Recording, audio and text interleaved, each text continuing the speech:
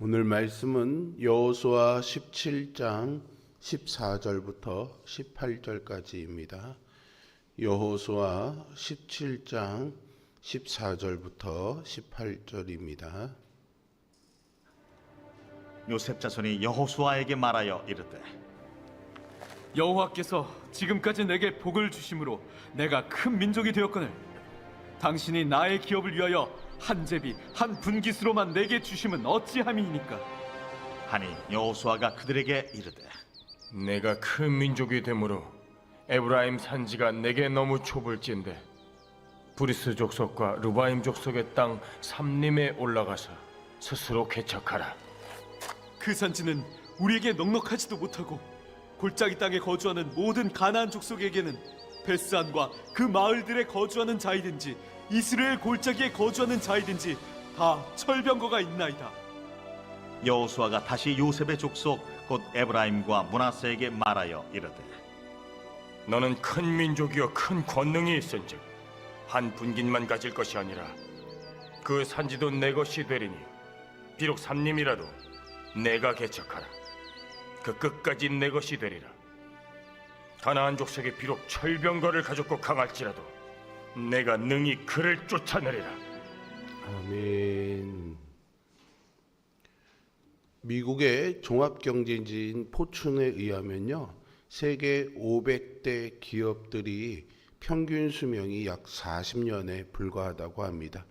일본의 니혼게 에이자이지 신문은 일본의 100대 기업의 평균 수명을 30년으로, 한국상공회의소는 한국 기업의 평균 수명을 23.8년으로 발표했습니다.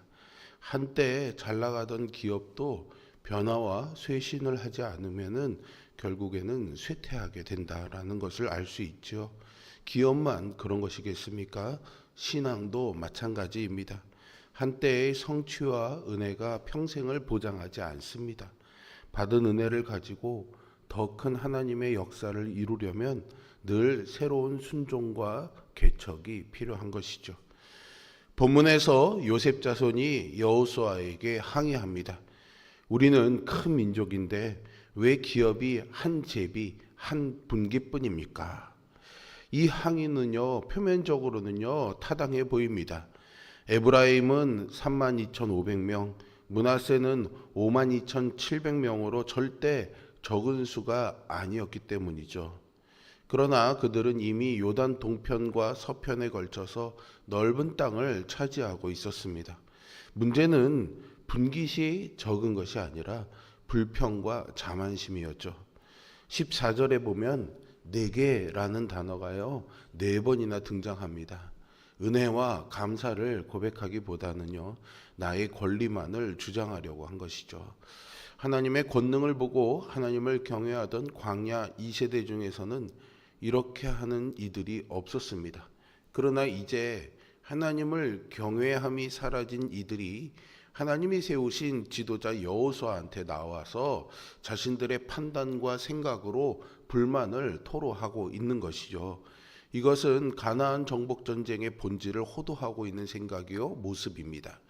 이들은 자신들의 욕구 불만을 토로하고 있기에 하나님의 백성으로서의 가나안 정복이라는 의미를 완전히 잃어버린 상황이라는 것을 알 수 있습니다. 특별히 이들은 자신들을 스스로 큰 민족이 되었다라고 평가하고 주장하고 있습니다. 이 말은 여기서 큰 민족이라고 하는데 수적인 많은 뿐만이 아니라요 능력의 탁월함도 의미하는 말입니다.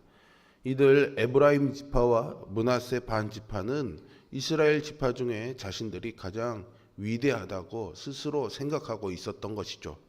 그 교만함은요 사사시대의 기드온과 입다의 행동에 에브라임 지파가 당당히 항의하는 위세를 통해서도 잘 나타납니다.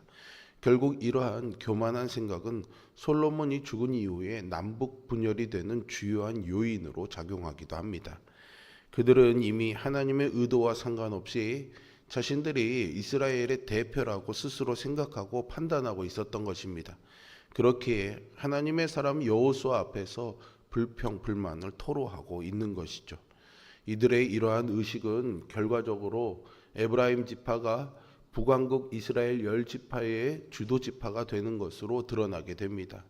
따라서 왕국 분열 시대에 여러 선지자들은 에브라임 지파를 북왕국 이스라엘의 10지파와 종종 동일시하여 명명하기도 하죠. 여기서 이들의 불만은요, 자기들이 제비를 한 번만 뽑았다는 것입니다. 요셉 지파가 둘로 나뉘어서 에브라임과 므낫세 지파로 나누어졌는데 왜 분깃은 한 번만 주느냐라는 거죠. 그러나 이미 우리가 살펴보았듯이 그들에게 주어진 땅은 넓고 풍요한 땅이었습니다. 그들이 점령해서 살게 되면 사실 부족함이 없는 땅이었죠. 게다가 이미 므낫세의 절반 지파는요, 요단 동편에 있는 땅을 이미 얻었기 때문에 므낫세 지파의 숫자는 이미 반가량 줄어든 상황이었습니다. 그럼에도 불구하고 그들은 욕심으로 판단력이 마비되어서 하나님이 하신 일에 반기를 들고 불평과 불만으로 나아가고 있는 것이죠. 여호수아는요 15절에서 지혜롭게 응답합니다. 내가 큰 민족이라면 산지로 올라가서 삼림을 개척하라 라는 거죠. 여호수아는 그들의 불평을 수용하지 않았습니다.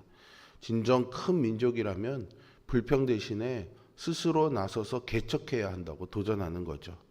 여호수아의 숲을 개간하라는 말에는 긴 시간의 의미가 담겨져 있습니다. 단숨에 베어 넘길 수 없는 진득한 과정이 전제되어 있는 것이죠. 이 표현은요, 단발의 일격이 아니라 반복과 지속, 땀과 협력의 뉘앙스를 담고 있습니다. 신앙은 가끔 대형 사건보다는 매일의 작은 베어냄이 만드는 것이죠. 정리되지 않은 감정의 숲, 미루어진 화해의 숲, 익숙한 자기 연민의 숲, 그 어느 것도요 단숨에 사라지지 않습니다. 그러나 도끼가 나무를 이기는 길은요 속도가 아니라 리듬감이죠. 말씀과 기도, 성령의 인도하심에 맞추어서 들이치는 일정한 리듬, 공동체와 보조를 맞추는 리듬, 한 번의 번쩍임보다도요 수백 번의 성실한 타격이 나무와 숲을 쓰러뜨리고 개척의 길을 여는 것입니다. 그들에게 주어진 산지는 삼림으로 덮여 있었고 브리스 족속과 르바임이 사는 지역이었습니다. 개척은 분명히 쉽지 않습니다. 그러나 여호수아는 약속된 복을 누리려면 믿음으로 도전해야 한다는 것을 강조합니다. 하지만 요셉 자손은요 16절에서 또다시 불평합니다. 그 산지는 좁고 골짜기에는 철병거를 가진 가나안 사람들이 있다는 거죠. 요셉 자손은 이 두 가지 핑계를 대고 있습니다. 첫째는 여호수아가 제시하는 산지가 자신들에게는 좋지 않다는 것이죠. 두 번째는 그 산지에 거하는 사람들에게 철병거가 있다는 겁니다. 그런데 이것은 둘 다 타당하지 못한 핑계입니다. 첫째는 그 땅은 그들이 말하듯 좁은 땅이 아닙니다. 비록 삼림이지만 그 땅을 개간하면 충분히 넓고 넉넉한 땅이 될 수 있는 곳이었습니다. 에브라임의 핑계는 자신들이 날로 먹을 수 있는 땅을 내놓으라는 협박에 준하는 것이었습니다. 두 번째 핑계 역시 철병거가 이제까지 가나안 정복 전쟁에서 없었던 적은 거의 없습니다. 요단 동편의 바산왕 옥이나 시온의 경우도 거인이자 철병거 군단이었던 적들이었습니다. 그리고 요단 서편에서도 철기 문명이 발달해 있었기 때문에 언제나 철병거는 존재했죠. 그리고 그들을 이겨내며 지금 정복 전쟁을 해오고 있는 겁니다. 그런데 다시금 이들은 철병거를 이유로 그 땅을 점령할 수 없다고 주장하는 것이죠. 자신들이 큰 민족이라고 주장하지 않았습니까? 그것과 대조되는 어린아이 같은 핑계를 대고 있는 것이죠. 당시의 철병거는 가장 최신의 무기였고요. 이스라엘 골짜기와 베스아는 전략적 요충지였기에 가나안 사람들의 세력은 더욱 압도적으로 보였습니다. 그러나 이것은 단순한 현실 보고가 아니라 두려움이 드러난 것이었죠. 여기서 땅을 바라보는 갈렙과 요셉 후손들의 태도가 비교되고 있습니다. 앞서서 갈렙은요 헤브론을 요청했죠. 믿음으로 이 산지를 내게 주소서라고 했습니다. 그런데 요셉 자손은요, 두려움 때문에 불평했습니다. 믿음의 눈으로 보면 산지가 기회이지만 인간의 눈으로 보면 산지는 철병거가 있는 두려움의 대상일 뿐입니다. 여호수아는 마지막으로 18절에서 그들에게 도전합니다. 그 산지도 내 것이 되리니 비록 삼림이라도 내가 개척하라. 그 끝까지 내 것이 되리라. 가나안 족속이 비록 철병거를 가졌고 강할지라도 내가 능히 그를 쫓아내리라 라고 말이죠. 여호수아는 이미 철병거 부대와의 전투를 여러 차례 경험해 왔습니다. 철병거는 당대의 최고의 신무기로 마병 10피를 상대할 수 있는 보병 500명과 상대할 수 있는 것으로 여겨지는 강력한 무기였죠. 그러나 그런 무기라고 할지라도 하나님의 군대에게는 무용지물이었습니다. 이제까지의 가나안 정복 전쟁에서 그들은 수없이 이것을 경험해 왔습니다. 그럼에도 불구하고 지금 에브라임과 므낫세 자손들의 대표들은 믿음이 없는 말을 하고 있는 것입니다. 그에 대해 여호수아는 추호의 흔들림 없이 믿음의 권면을 하고 있는 거죠. 가나안 족속이 철병거를 들고 있을지라도 강할지라도 내가 능히 그들을 쫓아낼 것이다 라고 말입니다. 이것이 강하고 담대하라는 하나님의 권면을 들은 여호수아의 자세요 태도였습니다. 여호수아는 자신이 강하고 담대했을 뿐만이 아니라 이스라엘 백성에게도 그러한 태도를 분명히 가르치고자 했던 것입니다. 그렇게 되면 그 끝까지라도 모두 에브라임과 므낫세의 것이 될 것이라고 확신에 차서 말합니다. 하나님의 약속은 이미 주어졌습니다. 우리가 믿음으로 순종하고 도전하면 약속의 성취를 맛볼 수 있습니다. 불평의 은혜를 가로막고 자만은 은혜를 잊게 만듭니다. 두려움은 하나님의 비전을 가리지만 믿음의 순종은 불가능을 가능케 합니다. 한국교회는요, 눈물의 기도를 통해 하나님의 놀라운 은혜를 경험해 왔습니다. 이제는 우리가 큰 교회다, 우리는 세계 선교를 많이 한다라는 자만 속에 안주하고 있는 것은 아닌지 돌아봐야 하겠습니다. 과거의 영광이 아니라 오늘의 순종과 내일의 개척이 교회의 미래를 결정합니다. 오늘 본문의 메시지는 우리 개인에게도 똑같이 적용됩니다. 하나님은 가정과 직장, 교회 등 우리에게 이미 기업을 주셨습니다. 그것을 끝까지 누리려면 오늘 우리의 순종과 개척 정신이 필요합니다. 내 안에도 여전히 철병거에 대한 두려움, 타협, 나태함이 남아 있습니다. 하지만 하나님이 함께 하신다면 우리는 반드시 이길 수 있습니다. 하나님이 우리에게 말씀하십니다. 너는 큰 민족이요 큰 권능이 있다. 내가 능히 그들을 쫓아낼 것이다 라고 말이죠.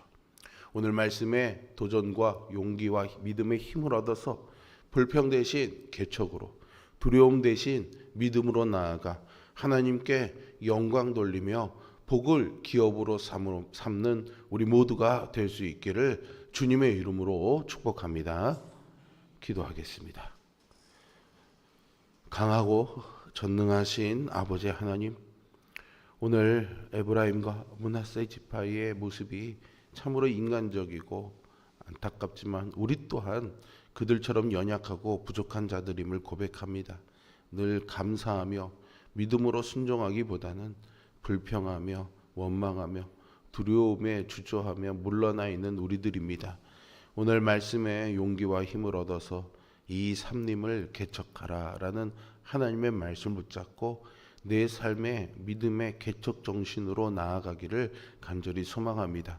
여전히 우리 앞에는 할 수 없을 것 같은 또 긴 시간을 버티고 견뎌야 되는 그런 두려움과 불안이 존재하지만 눈앞에 보이는 것으로 주저하는 우리들 되지 말게 하여 주시고 믿음의 눈을 들어 그 모든 것들을 우리에게 이미 허락하시고 우리가 믿음으로 나아갈 때 우리를 대신해 싸우시는 하나님의 능력을 신뢰하며 우리 믿음의 삶을 우리의 삶의 현장에 하나님 땅이 되기를 소망하는 마음으로 개척 정신으로 나아가 우리의 기업을 얻고 분깃을 얻는 그런 믿음과 은혜와 복을 누리는 우리 모두가 되게 하여 주시옵소서. 예수 그리스도의 이름으로 기도합니다. 아멘.